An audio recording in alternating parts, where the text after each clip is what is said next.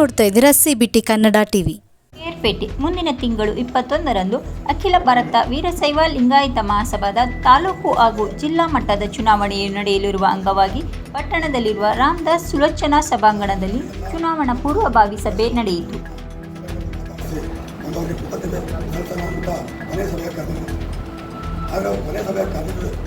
ಕರೆದಿದ್ದ ಸಭೆಯಲ್ಲಿ ಇವತ್ತು ಸರ್ವಾನುಮತದಿಂದ ಅವ್ರನ್ನೇ ನೆಕ್ಸ್ಟು ಮುಂದಿನ 5 ವರ್ಷಕ್ಕೆ ಚುನಾವಣೆಗೆ ನಿಂತ್ಕೋಬೇಕು ಅಂತ ಎಲ್ಲ ನಮ್ಮ ಒಂದು 4 ಜನ ಎಲ್ಲ ಒಂದು ಮುಖಂಡರು ಸೇರಿ ತೀರ್ಮಾನ ಮಾಡೋರು. ಉದ್ದೇಶ ಏನು ಅಂದರೆ ಅಧ್ಯಕ್ಷರ ಅಕ್ಟಿವ್ನೆಸ್ಸು. ಇಲ್ಲಿ ತನಕ ನಮಗೆ ನಮ್ಮ ಒಂದು 50-60 ಗ್ರಾಮ ಇರಬೇಕು. ನಮಗೆ ಹಿರಿಯ ಸಮಾಜದ ಅಧ್ಯಕ್ಷ ಯಾರು ಅಂತ ಗೊತ್ತಿರಲಿಲ್ಲ. ಯಾವುದೋ ಒಂದು ಮದುವೆ ಆಗ್ಬೋದು, ಒಂದು ದೇವಸ್ಥಾನ ಉದ್ಘಾಟನೆ ಇರ್ಬೋದು, ಸಾವಿರ್ಬೋದು, ಯಾವುದೋ ಒಂದು ಇಲಾಖೆ ಆಗ್ಬೋದು, ಎಲ್ಲೇ ಫೋನ್ ಮಾಡಿದ್ರು ಅರ್ಧ ಗಂಟೆ ಕೇಳ್ಬಿಟ್ಟಲ್ಲಿ ಸ್ಟೇಷನ್ನ ಅವ್ರ ಬಳಕೆ ಮುಂದೆ ಇರ್ತಾರೆ. ಒಂದು ದೇವಸ್ಥಾನ ಉದ್ಘಾಟನೆಗೆ ಎಲ್ಲ ಅವ್ರ ಕೈಲಾದ ಸಹಾಯ ಕೊಡ್ತಾರೆ. ಒಂದು ನಾಟಕ ಮಾಡ್ತಾ ಇದ್ದೀವಿ, ಅದಕ್ಕೆ ಸಹಾಯ ಮಾಡ್ತಾರೆ. ಅವರ ಒಡನಾಟ ನೋಡಿ ಎಲ್ಲ ನಮ್ಮ ಮುಖಂಡರುಗಳೆಲ್ಲ ಸೇರಿ ಇವತ್ತು ನೆಕ್ಸ್ಟು ಮುಂದಿನ ಓದಿವೆ ನೀವೇ ಇರಬೇಕು ಅಂತ ಸರ್ವಾನುಮತದಿಂದ ಎಲ್ಲ ಮುಖಂಡರುಗಳು ತೀರ್ಮಾನ ಮಾಡಿ ಅವ್ರನ್ನ ವಿರೋಧ ಆಯ್ಕೆ ಮಾಡಲಿ, ಇಲ್ಲ ಎಲೆಕ್ಷನ್ ಮಾಡಿದ್ರು ಅವ್ರನ್ನೇ ವಿರೋಧವಾಗಿ ಇಲ್ಲೆಲ್ಲ ಮುಖಂಡರು ನೀವೇ ನಿಂತ್ಕೋಬೇಕು ಅಂತ ಒತ್ತಾಯ ಮಾಡಿ ತಿಳಿಸಿದ್ವಿ. ಅಷ್ಟು ಅವಕಾಶ ಬಹುಶಃ ಈ 5 ವರ್ಷದ ಅವಧಿನಲ್ಲಿ ಇದು ಕೊನೆ ಸಭೆ ಹಾಗೆ ಅಂತ ಹೇಳಿ ಒಂದು ಉತ್ತಮವಾದಂಥ ಒಂದು ಸಭೆ ಮಾಡಿದ್ವಿ. ಸಭೆಯಲ್ಲಿ 350ರಿಂದ 400 ಜನಗಳು ಏನು ನಮ್ಮ ವೀರಶೈವ ಸಮಾಜದ ಬಂಧುಗಳು, ಹಿರಿಯರು, ಮುಖಂಡರೆಲ್ಲ ಭಾಗವಹಿಸಿದ್ರು. ಈ ಒಂದು ಅವಧಿನಲ್ಲಿ ಒಂದು ಕೃತಜ್ಞತೆ ಹೇಳಬೇಕು. ಮತ್ತು ಮುಂದಿನ ಚುನಾವಣೆ ಈಗಾಗಲೇ ಮುಂದಿನ ತಿಂಗಳು 21ಕ್ಕೆ ಚುನಾವಣೆ ಅನೌನ್ಸ್ ಆಗಿದೆ. ಆ ಚುನಾವಣೆಗೆ ಪೂರ್ವಭಾವಿಯಾಗಿ ಸಿದ್ಧತೆಗಳನ್ನು ಮಾಡ್ಕೋಬೇಕು ಅನ್ನೋ ವಿಚಾರವಾಗಿ ಈ ಸಭೆಯನ್ನು ಕರೆಯಲಾಗಿತ್ತು. ಈ ಒಂದು ಅವಧಿನಲ್ಲಿ ಮಾಡಿದಂತಹ ಸೇವಾ ಮನೋಭಾವನೆಯಿಂದ ಏನು ನಮ್ಮ BS ಧನಂಜಯ ಕುಮಾರ್ ಅವರು ಸಮಾಜಮುಖಿ ಕೆಲಸಗಳನ್ನು ಮಾಡಿದ್ದಾರೆ. ಬೇಕಾದಷ್ಟು ಕಷ್ಟ ಸುಖಗಳಲ್ಲಿ ಭಾಗಿಯಾಗಿದ್ದಾರೆ. ಮತ್ತು ಏನು ಸೈಟ್ ಬಗ್ಗೆ ಒಳ್ಳೆಯ ಉತ್ತಮವಾದಂಥ ಹೋರಾಟವನ್ನು ಕೊಟ್ಟಿದ್ದಾರೆ. ಅವರು ವಕೀಲಿ ವೃತ್ತಿಲಿದ್ದು ಕಾನೂನು ತಜ್ಞರಾಗಿಲ್ಲದೆ ಇಷ್ಟು ಹೋರಾಟವನ್ನು ಕೊಡದೆ ಹೋಗಿದ್ರೆ ಇಷ್ಟೊತ್ತಿಗಾಗಲೇ ಆ ಸುಮಾರು 15 ಕೋಟಿ ಬೆಲೆ ಬಾಳುವಂಥ ಆಸ್ತಿ ಪರರ ಪಾಲಾಗ್ತಿದ್ದೇನೋ ಹಾಗೆ ಅಂತ ಎಲ್ಲರೂ ಭಾವಿಸಬೇಕಾಗಿದೆ. ಉತ್ತಮವಾದಂಥ ಕೆಲಸಗಳನ್ನು ಮಾಡಿದ್ದಾರೆ. ಬಡಬಗ್ಗರಿಗೆ ತಮ್ಮ ಕೈಲಾದಂಥ ಸಹಾಯಗಳನ್ನು ಮಾಡಿದ್ದಾರೆ. ಪ್ರತಿಭಾ ಪುರಸ್ಕಾರಗಳನ್ನು ಮಾಡಿದ್ದಾರೆ. ಹಲವಾರು ಸಮಾಜಮುಖಿ ಕೆಲಸಗಳನ್ನು ಮಾಡಿದ್ದಾರೆ.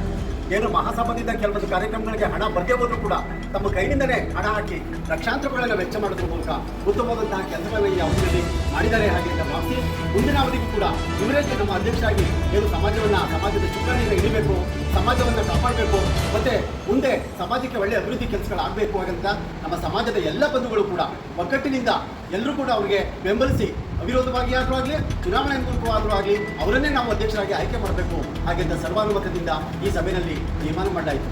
ಈ ಎರಡು ಮಾತಾಡಲಿಕ್ಕೆ 400ಕ್ಕಿಂತ ಅಧಿಕ ಮಂದಿ ಈ ಒಂದು ಸಭೆಯಲ್ಲಿ ಪಾಲ್ಗೊಂಡು ಈ ನಮ್ಮ ಅಧ್ಯಕ್ಷರು ಕೈಗೊಂಡ ಹಲವಾರು ಕಾರ್ಯಕ್ರಮಗಳ ಬಗ್ಗೆ ಶ್ಲಾಘನೆಯನ್ನು ಮಾಡಿದ್ದಾರೆ. ಒಳ್ಳೆಯ ಉತ್ತಮವಾದ ಕೆಲಸಗಳನ್ನು ಮಾಡಿದ್ದಾರೆ.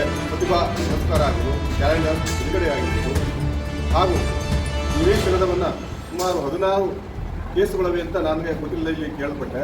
16 ಕೇಸುಗಳನ್ನು ದಕ್ಷತೆಯಿಂದ ಅದನ್ನು ಎದುರಿಸಬೇಕಾದ್ರೆ ನಮ್ಮ ಸಮಾಜದಲ್ಲಿ ನಿಜವಾಗ್ಲೂ ಅದನ್ನು ಎದುರಿಸಕ್ಕಂಥ ದಿಟ್ಟ ಹೋರಾಟಗಾರರು ಎಸ್ ಧನಂಜಯ ಕುಮಾರ್ ಅವರು ಅಂತ ಅದನ್ನು ನಾನು ಹೇಳಲಿಕ್ಕೆ ಇಷ್ಟಪಡ್ತೀನಿ. ಆದ್ದರಿಂದ ನಮ್ಮ ಎಲ್ಲ ಸಮಾಜದ ಮುಖಂಡರು ಉಳಿಲಿಕ್ಕೆ ಸೇರಿ 400ಕ್ಕಿಂತ ಅಧಿಕವಾಗಿ ಸೇರಿದಂಥ ಜನರು ಮುಂದಿನ 5 ವರ್ಷಗಳ ಅವಧಿಗೆ ಅವರು ಈ ನಮ್ಮ ಸಮಾಜದ ಸಾರಥ್ಯವನ್ನು ವಹಿಸಿ ಅದನ್ನು ಒಂದು ಅಭಿವೃದ್ಧಿಯ ಶಿಖರಕ್ಕೆ ತಗೊಳ್ಳಬೇಕು ಅಂತ ಎಲ್ಲರೂ ಅವರೇ ಇರಬೇಕು ಅಂತ ಕೋರ್ಕೊಂಡಿದ್ದಾರೆ.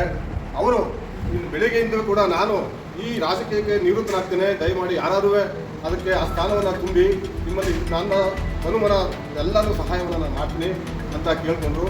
ಆದರೂ ಯಾರು ಹೋಗ್ತಾನೆ ಎಲ್ಲ ಸಮಾಜದ ಮನೆ ಕೆಲಸವನ್ನು ಬಿಟ್ಟು ಈ ಕೆಲಸಕ್ಕೆ ಹೋರಾಟ ಮಾಡಿರ್ತಕ್ಕಂಥ ಯಾವ ಒಬ್ಬ ನಾಯಕರು ನಮಗೆ ಕಣ್ಣು ಕಾಣ್ತಾ ಇಲ್ಲ.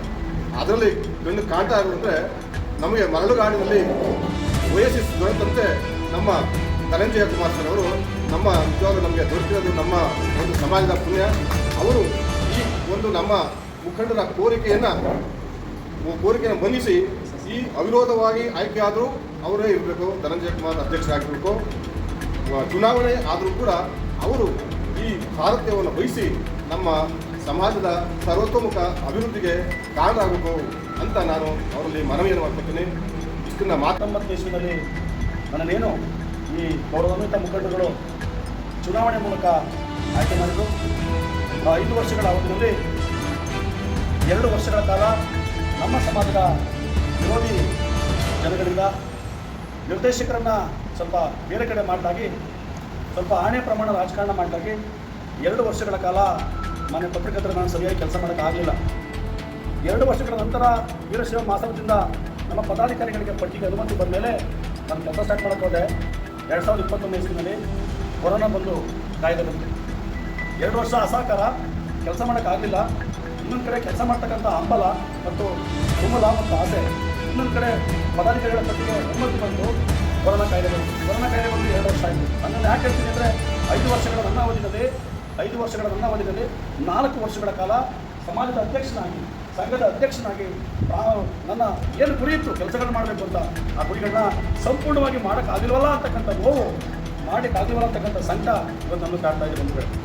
ಆದರೂ ಕೂಡ ನನಗೆ ಬರೆದಂಥ ಕೇವಲ 1 ವರ್ಷದಲ್ಲೇ ಇವತ್ತು ಅಖಿಲ ಭಾರತ ವೀರಶೈವ ಲಿಂಗಾಯತ ಮಹಾಸಭಾ ಏನು ಕೇವಲ ಪಟ್ಟಣಕ್ಕೆ ಸೀಮಿತವಾಗಿತ್ತು ಅಥವಾ ಏನು ಒಂದು ಪ್ರದೇಶಕ್ಕೆ ಸೀಮಿತವಾಗಿತ್ತು, ಆ ವೀರಶೈವ ಮಹಾಸಭಾವನ್ನು ನಮ್ಮ ಸಿದ್ಧಿಗಣ್ಣವರಾಗೆ ಇವತ್ತು ತಾಲೂಕಿನ 59 ವೀರಶೈವ ಲಿಂಗಾಯತ ಗ್ರಾಮಗಳಲ್ಲಿ ಇವತ್ತು ಅಖಿಲ ಭಾರತ ವೀರಶೈವ ಮಹಾಸಭಾ ಅಂದ್ರೆ ಏನು, ಆ ಸಂಘಟನೆ ಅಂದರೆ ಏನು, ಅದರ ಪದಾಧಿಕಾರಿ ಅಂದರೆ ಏನು, ಅದರ ಕಾರ್ಯಕ್ಷಮತೆ ಅಂದರೆ ಏನು ಅಂತೇಳಿ ಪ್ರತಿ ಗ್ರಾಮದ, ಪ್ರತಿ ಗಲ್ಲಿಗೆ, ಪ್ರತಿ ರಸ್ತೆಗೆ ಇವತ್ತು ವೀರಶೈವ ಲಿಂಗಾಯತ ಮಹಾಸಭೆಯನ್ನು ತಗೊಂಡೋಗ್ಲಿಕ್ಕೆ ನಾನು ತುಂಬ ಯಶಸ್ವಿಯಾಗಿದ್ದೇನೆ ಅಂತಕ್ಕಂಥ ಮಾತನ್ನು ಮೊದಲನೇದಾಗಿ ಹೇಳಕ್ಕೆ ಇಚ್ಛಪಡ್ತೇನೆ. ಕೊರೋನಾದಲ್ಲಿ ನನ್ನ ಸ್ವಂತ ಹಣವನ್ನು ತಂದು ನಾನು ಕಷ್ಟಪಟ್ಟು ಸಂಪಾದನೆ ಮಾಡಿರ್ತಕ್ಕಂಥ ಹಣವನ್ನು ತಂದು ನನ್ನ ಸಮುದಾಯದ ಎಲ್ಲ ಗ್ರಾಮಗಳಿಗೂ ಒಂದು ಮಾಸ್ಕ್ ಕೊಡ್ತಕ್ಕಂಥದ್ದು, ಸ್ಯಾನಿಟೈಸರ್ ಕೊಡ್ತಕ್ಕಂಥದ್ದು, ಕೊರೋನಾದಲ್ಲಿ ಯಾರು ಮರಣಾಪ್ತ ಸಂದರ್ಭದಲ್ಲಿ ಅಥವಾ ಸಮಸ್ಯೆಲಿದ್ದಾಗ ಎಲ್ಲ ಗ್ರಾಮಗಳಿಗೂ ಒಂದು ಬೇರೆ ಕೊಡುವಂಥ ಕೆಲಸವನ್ನು ಮಾಡಿದ್ದೀನಿ ಮತ್ತು ಹಾಸ್ಪಿಟ್ಲಿಗೆ ಬೇರೆ ಕೊಡ್ತಕ್ಕಂಥ ಕೆಲಸವನ್ನು ಮಾಡಿದ್ದೀನಿ. ಅದಾದಮೇಲೆ ತಮಗೆ ಗೊತ್ತಿದೆ, ನಮ್ಮ ವೀರಶೈವ ಲಿಂಗಾಯತ ಸಮಾಜದ ಯಾವುದೇ ಜಯಂತಿಗಳಿರ್ಬೋದು, ಒಂದು ಸಿಂಗಲ್ ಜಯಂತಿನೂ ಕೂಡ ನಾನು ಸರಳವಾಗಿ ಆಗ್ಬೋದು ಅಥವಾ ಜೋರಾಗಿ ಆಗ್ಬೋದು, ನಮ್ಮ ಎಲ್ಲ ಗೌರವಾನ್ವಿತ ಇವತ್ತೇನು ಸಭೆಗಳಲ್ಲಿ ಗೌರವಾನ್ವಿತ ನಮ್ಮ ಬಂಧುಗಳು, ನನ್ನ ಬಾಂಧವರು ಮತ್ತು ನನ್ನ ನಾಯಕರುಗಳು, ಎಲ್ಲ ನಾಯಕರುಗಳ ಒಂದು ಆಶೀರ್ವಾದದಿಂದ, ಅವರ ಒಂದು ಸಹಕಾರದಿಂದ ಇವತ್ತು ಸುಮಾರು 5 ವರ್ಷಗಳಿಂದ ಸುಮಾರು ಕನಿಷ್ಠ ಅಂದರೂ 30ರಿಂದ 40 ಜಯಂತಿಗಳನ್ನು ನನ್ನ ಸ್ವಂತ ಹಣದಿಂದ ಮತ್ತು ಅವರು ಕೊಟ್ಟಂಥ ಅಲ್ಪ ಸ್ವಲ್ಪ ಸಾಕಷ್ಟು ಇವತ್ತು ಜಯಂತಿಗಳನ್ನ ಮಾಡಿದರೆ ವೀರಶೈವ ಲಿಂಗಾಯತ ಸಮಾಜ ಏನು, ಸಮಾಜ ತಾಲೂಕಿನ ಎಷ್ಟಿದೆ, ಅದರ ಒಂದು ಮಹತ್ವ ಏನು ಅಂತಕ್ಕಂಥದ್ದನ್ನು ಇವತ್ತು ತಾಲೂಕುಗಳಿಗೆ ತಗೊಂಡಿದ್ದೀವಿ. ವೀರಶೈವ ಲಿಂಗಾಯತ ಸಮಾಜವನ್ನು ಜಿಲ್ಲಾ ಮಟ್ಟಕ್ಕೆ ತಗೊಂಡಿದ್ದೀವಿ, ಇವತ್ತು ಸಂಘವನ್ನು ಗ್ರಾಮಗಳಿಗೆ ತಗೊಂಡಿದ್ದೀನಿ.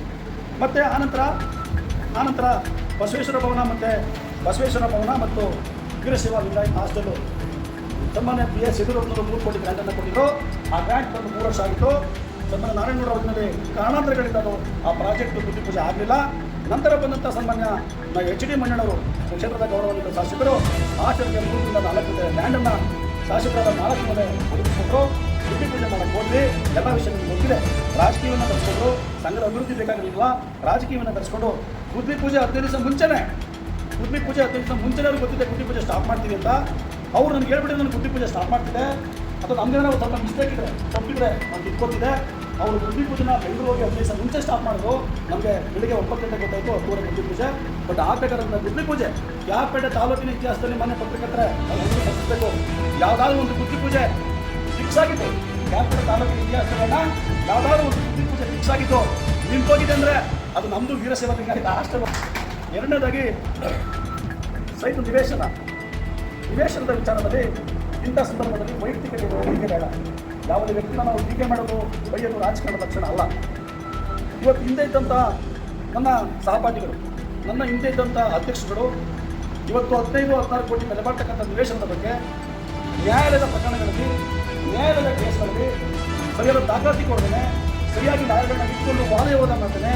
ಕೋರ್ಟ್ನಲ್ಲಿ ನಮ್ಮ ನಿವೇಶನ ಸಾಕಷ್ಟು ಸಮಸ್ಯೆಗಳಿತ್ತು, ದಾಖಲೆ ಕೊಡದೇನೆ ಮತ್ತು ಸಕಾಲದಲ್ಲಿ ಅಪೀಲ್ಗಳನ್ನ ಹಾಕ್ತೇನೆ. ಇವತ್ತು ನಮ್ಮ ನಿವೇಶನದ ವಿಚಾರ ಸಾಕಷ್ಟು ಸಂಕೀರ್ಣವಾಗಿತ್ತು. ಅಂಥ ಒಂದು ಸಂಕಟದ ಸಂದರ್ಭದಲ್ಲಿ ನಾನೊಬ್ಬ ಲಾಯರ್ ಆಗಿ, ಒಬ್ಬ ನ್ಯಾಯವಾದಿಯಾಗಿ ನನ್ನ ಸಮಾಜ ನನ್ನ ಮೇಲೆ ಏನು ವಿಶ್ವಾಸ ಇತ್ತು, ನಂಬಿಕೆ ಇತ್ತು, ಒಬ್ಬ ಲಾಯರ್ನ ಅಧ್ಯಕ್ಷ ಮಾಡಿದ್ವಿ, ಸಮಾಜವನ್ನು ಸಂಘಟನೆ ಮಾಡ್ತಕ್ಕಂಥ ಜವಾಬ್ದಾರಿ ಕೊಟ್ಟಿದ್ದೀವಿ. ಇವತ್ತು ನಮ್ಮ ವೀರಶೈವ ಲಿಂಗಾಯತ ಸಮಾಜದ ಹೃದಯ ಅಂದರೆ ಅನ್ವೇಷಣೆ, ಅದನ್ನು ಉಳಿಸಬೇಕು ಅನ್ನೋ ಏನು ಅಧ್ಯಕ್ಷನ ಆಯ್ಕೆ ಮಾಡೋದು, ಆ ಒಂದು ನಿಷ್ಠೆಯನ್ನು, ಆ ಒಂದು ಪ್ರಾಮಾಣಿಕತೆಯನ್ನು ನಮ್ಮ ಮನಸ್ಸಿನಲ್ಲಿ ಇಟ್ಕೊಂಡು ಏನು ಕೇಸ್ಗಳು ಸಮಸ್ಯೆ ಇತ್ತು ಎಲ್ಲ ಕೇಸ್ಗಳನ್ನು ಕ್ಲೀನ್ ಅಪ್ ಮಾಡಿ, ಎಲ್ಲ ಕೇಸ್ಗಳು ಸೂಕ್ತ ದಾಖಲೆ ಕೊಟ್ಟು ಸೂಕ್ತವಾಗಿ ಲಾಯರ್ಗಳನ್ನ ಇಟ್ಕೊಂಡು ಹೈಕೋರ್ಟ್ನಲ್ಲಿ, DC ಕೋರ್ಟಲ್ಲಿ, ಕ್ಯಾಪಿಟಲ್ ಕೋರ್ಟಲ್ಲಿ ಎಲ್ಲ ಲಾಯರ್ಗಳನ್ನ ಇಟ್ಟು ಇವತ್ತು ಕೇಸು ಯಾವುದೇ ಕಾರಣಕ್ಕೆ ಸಮಸ್ಯೆ ಆಗಬಾರ್ದು ಅಂತಕ್ಕಂಥದ್ದನ್ನು ಇವತ್ತು ಮಾಡಿದ್ವಿ. ಇವತ್ತು 3 ದಾಖಲೆಗಳನ್ನ ಕೊಟ್ವಿ, ಎಲ್ಲನೂ ಕೂಡ ಮಾಡಿದ್ವಿ. ಸೊ ಆದರೂ ಕೂಡ ಇವತ್ತು ಆ ನಿವೇಶನದ ಮೇಲೆ 15ರಿಂದ 16 ಕೇಸ್ಗಳಿದೆ. ಅದು ತ್ವರಿತವಾಗಿರ್ತಕ್ಕಂಥ ಕೆಲಸ. ಇದು ಎರಡನೇದು. ಮೂರನೇದು ಏನು ಕೆಲಸ ಮಾಡ್ತಕ್ಕಂಥ ಇವತ್ತು ಸಾಕಷ್ಟು ಸಂಖ್ಯೆ ಸಮಸ್ಯೆಗಳಿಗೆ ಕೆಲಸ ಮಾಡತಕ್ಕಂಥ ವ್ಯಕ್ತಿ.